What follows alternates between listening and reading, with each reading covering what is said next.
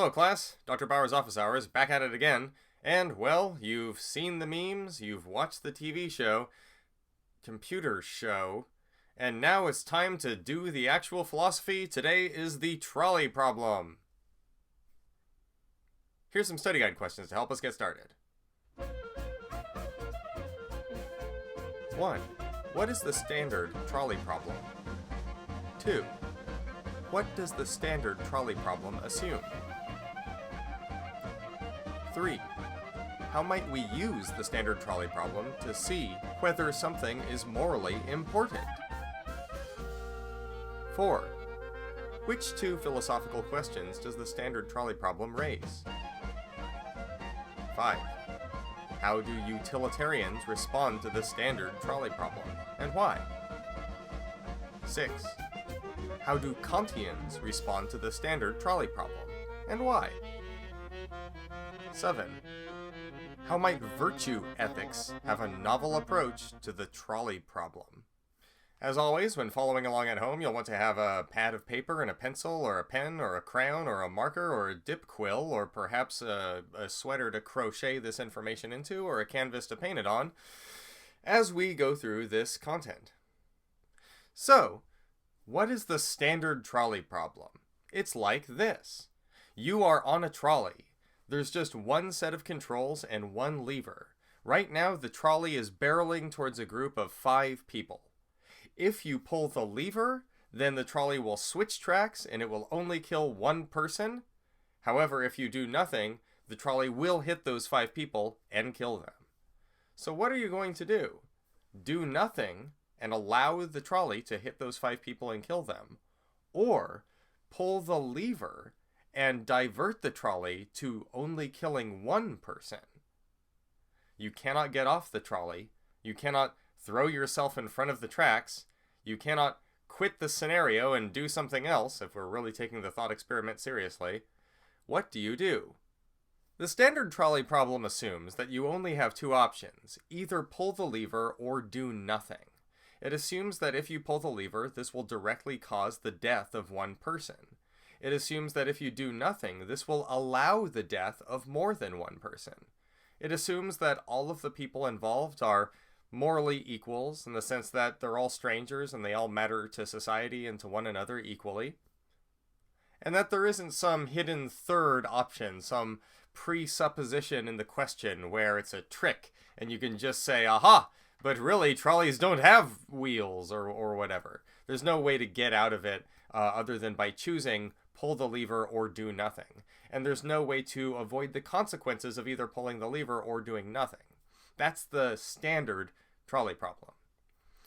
Now, one thing that's interesting about the standard trolley problem is that it is easy to manipulate. You can take one feature of the trolley problem and change it, and as a result of that little change, examine whether your moral intuitions about the case have changed. So if you think that it's better to pull the lever and have one person die instead of 5 people die, then what about this? What if the one person is a loved one, a personal loved one to you? Then would it still be okay? Then would that still be the option you would pick, to pull the lever, or does that change it? If it changes it, then that shows that the feature of being a loved one affects your sense of morality. It affects your verdict on this moral question, this moral puzzle. And in general, in the same way that when you have a control and a variable, they're exactly alike except for one little change, and you can measure whether that change is significant in terms of the effects, since they're otherwise exactly similar, so can you do that with the trolley problem. They're exactly the same except for the one person is a loved one, or the one person has a purple shirt. That one doesn't seem to change judgment, so maybe having a purple shirt isn't morally significant to whether you get hit by a trolley. But being a loved one might be morally significant to whether you're willing to pull a lever to kill them with a trolley, and other ones besides. What if they're very valuable to society? Does that mean that there's moral significance to that? Or do you think it's never okay to pull the lever to kill someone with the trolley regardless of their moral significance or what happens? Now, there are two philosophical questions that the trolley problem raises. One of them is pretty obvious from the outset, is it all right to kill one person in order to save more than one? Is it all right to kill one person in order to save many? Or perhaps, is that the morally correct thing to do, killing one person in order to prevent the deaths of many? That's one question. That's the first question. The second question isn't as obvious until you begin to unravel the ways that you could disagree on this puzzle. The second question is there a moral difference between killing someone and letting them die? Is there a moral difference? If you kill someone, is that worse than letting them die? You just let them die. The question is whether the act of killing is morally different than the non-act of allowing to die. Is there a doing and allowing distinction that's sort of moral significance when it comes to life? Now, one thing that's worth keeping in mind is that no side in this debate thinks that it's going to be an easy decision to make or even a natural decision to make. And it's important to not foist the idea on one of the other sides by saying, oh, you think it's so easy, just do this. Well, it's not so easy. No one thinks that it's easy. Both the utilitarian and the Kantian, when it comes to the traumatizing situation of being on a runaway trolley and having only one choice, whether to pull this lever and thereby kill someone or to allow more than one person to die, no one's going to think that's an easy choice to make. So the question of what to do has nothing to do with what's easy. Let's see what it does have to do with. Starting with the utilitarian, the principle of utility says that in all of your decisions, you should maximize the amount of happiness, make the most number of people as happy as you can, and also prevent the most suffering. Stop the most suffering. In the standard trolley problem, where all of the people are moral equals, killing one person, the loss of one life, causes less trauma, less pain, and less suffering than the deaths of many people. One life lost is bad, more lives lost is worse. It's simple and arithmetic in that sense. Do you want one person to die or do you want lots of people to die? It seems like one person dying is better than lots of people dying. So allow one person to die. Pull the lever. That's the way to think as a utilitarian.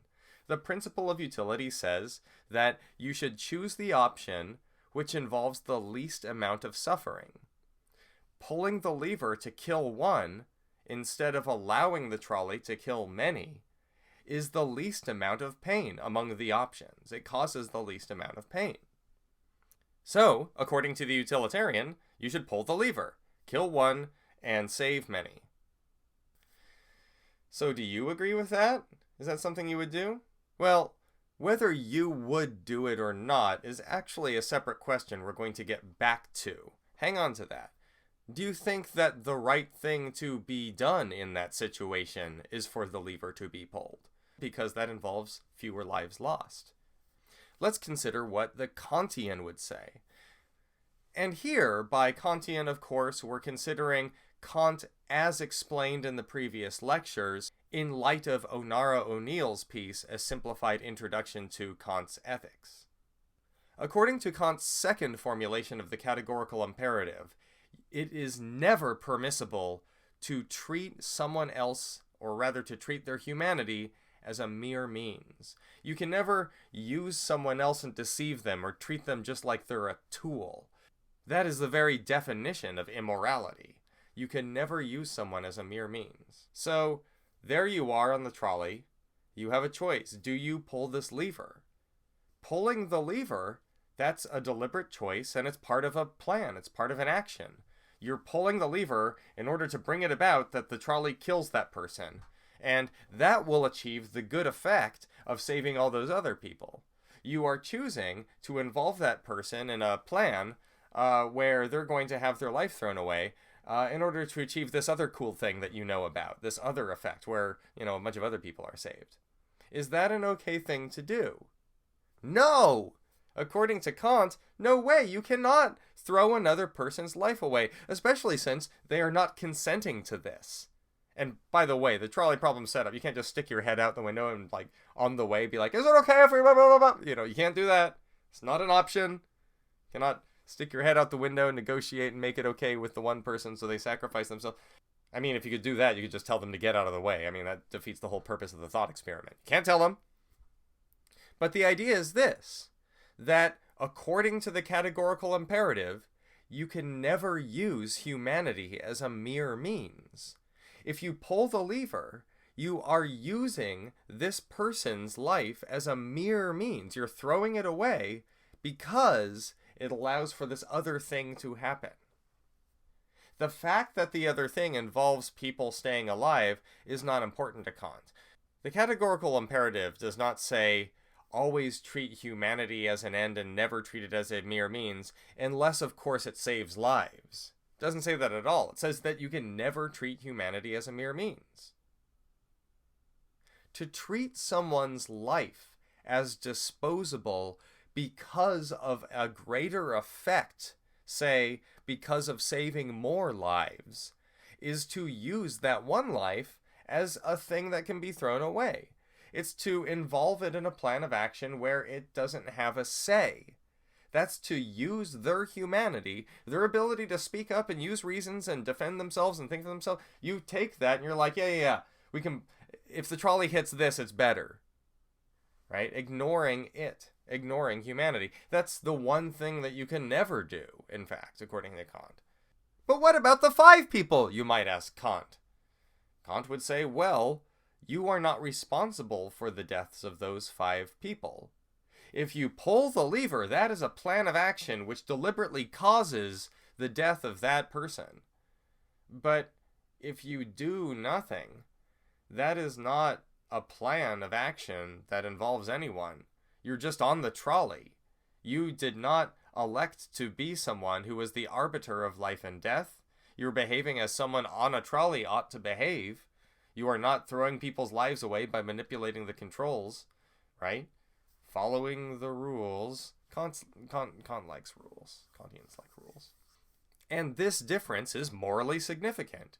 It matters for the Kantian whether you are doing a thing, planning an action and involving someone without their consent, versus not planning or manipulating at all. If there's no plan to manipulate, if there's no deliberate manipulation, if there's only allowing because you're not going to plan to do anything, that is not morally the same thing. So for Kant, there is a moral difference between doing and allowing. That moral difference is significant. You should allow the many to be hit rather than do the killing of the one. Doing the killing of the one is morally bad. Allowing to die is not. Now, of course, it's worth mentioning that there are a variety of variations and versions of the trolley problem. Instead of having a trolley which you could cause to kill one person or allow to hit many, you could have a medical patient who has a bunch of healthy organs, and you could cause their death and save many, or you could allow many to die. What do you think of that case? If you thought the right decision before with the trolley was to pull the lever and have one person die instead of many people die if they're all strangers anyway, what about the organ donor version? Let's suppose there's a person who just happens to have 8 kidneys, right? They just have them. They just have 8 kidneys. It's like the worst X-Men power ever. They have 8 kidneys, and they also have this unfortunate characteristic where if you were to even try to harvest one, they would die. They need all 8 kidneys to live, even though each one of those kidneys is by itself functional. If you thought before that the thing to do is pull a lever because one life lost is better than many lives lost, what about this case? Do you kill one person and save all these people who need kidneys? One life lost versus many lives lost? It looks like if your reasoning is one life lost versus many life lost, well, that person who has 8 kidneys, guess they're in danger, aren't they? Because you, thinking of the greater good, are going to hunt them down and kill them to donate their organs. Because that's what heroes do. Now, if you hear that, and you think, wait a minute, I would be alright with pulling a lever, but I would not want to actually kill someone without pulling a lever, you might want to think about that. Why is the organ donor case different in that way? If you were willing to pull the lever, why wouldn't you be willing to kill the person with 8 kidneys? Finally, let's talk about some realism for a second. If you were actually on a trolley that was running away and about to kill a bunch of people, and the only thing you could do in the split second in order to prevent those deaths was to choose to kill another person and to just pull that lever and do that, would you even be able to make that correct decision? That's worth asking.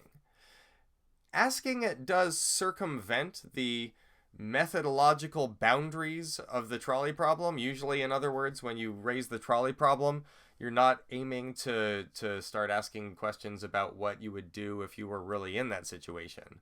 The point of the trolley problem is more, well, what's ethically correct? Do you do this thing or do you do that thing?